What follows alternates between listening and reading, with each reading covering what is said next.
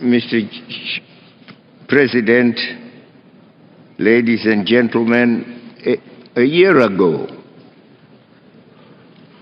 we saw a barbaric and brutal death of the head of state of Libya, a representative of his country, a member of the African Union. That death occurred in the context in which NATO was operating supposedly in order to protect civilians. As we, in spirit, join the United States in condemning that death,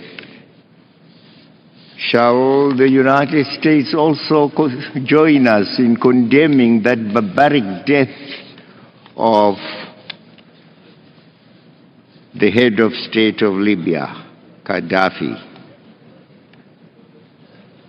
It was a loss, a great loss to Africa, a tragic loss to Africa, occurring in circumstances in which NATO had sought the authority of the United Nations Security Council under Chapter 7 to operate in Libya in protection of civilians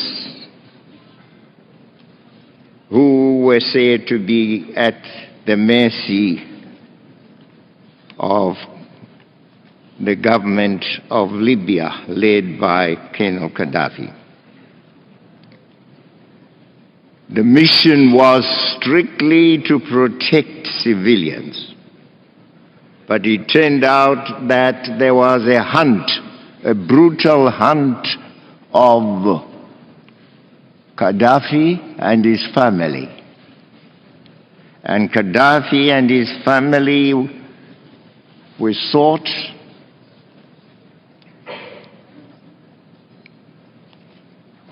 NATO caught up with them. They suffered the brutal deaths that we know about, Gaddafi and some of his children.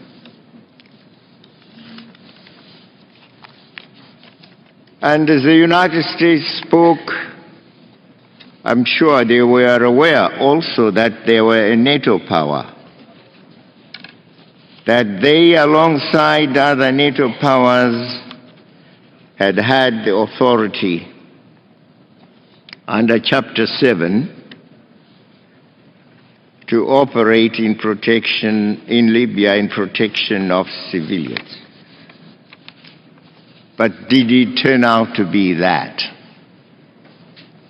In a very dishonest manner, we saw Chapter 7, the authority given under Chapter 7, being used now as a weapon to rout a whole family, to commit the murders that occurred in the country.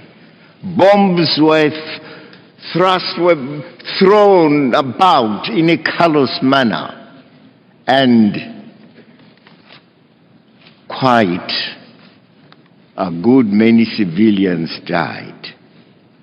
Was that the protection that they had sought under Chapter 7 of the Charter?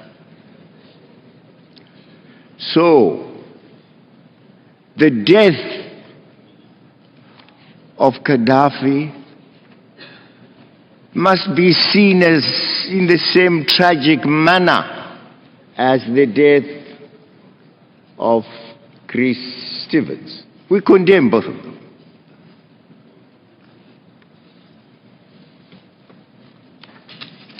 Let me begin by reaffirming the rightful and important role of the United Nations in the management of issues affecting international peace and security. In the quest for a more just and equitable international order, Zimbabwe remains strongly opposed to unilateralism, and is committed to multilateralism.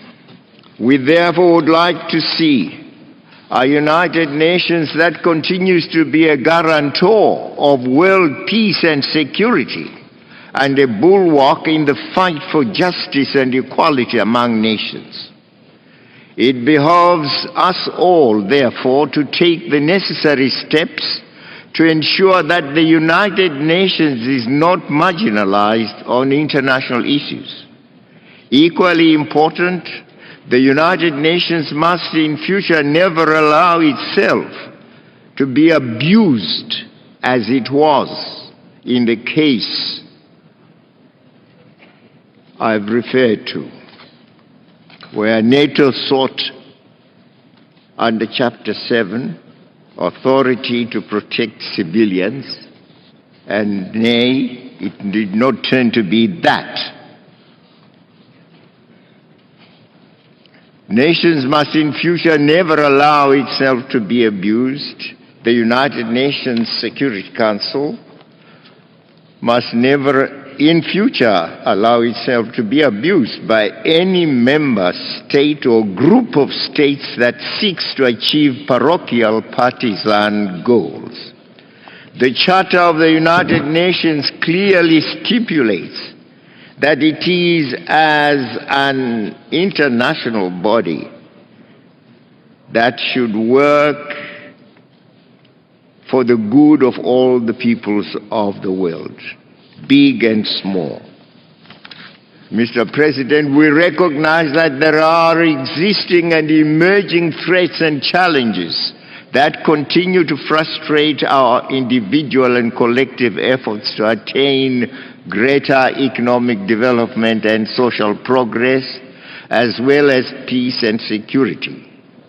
But the increasing trend by the NATO states, inspired by the arrogant belief that they are the most powerful among us, which has demonstrated itself through their recent resort to unilateralism and military hegemony in Libya, is the very antithesis of the basic principles of the United Nations. In that case of Libya, the African Union and its peacemaking role was defied, ignored, and humiliated. The African Union was for dialogue between the Libyan Authority and the so-called revolutionaries. May we urge the international community to collectively nip this dangerous and unwelcome aggressive development before it festers. Did you like or hate what you heard? Let us know in the comments below, and if you want more candid speeches like this, be sure to like, subscribe, and hit the notification bell to catch all our latest videos. And please feel free to leave your suggestions, news tips, or topics about Africa you'd like us to cover.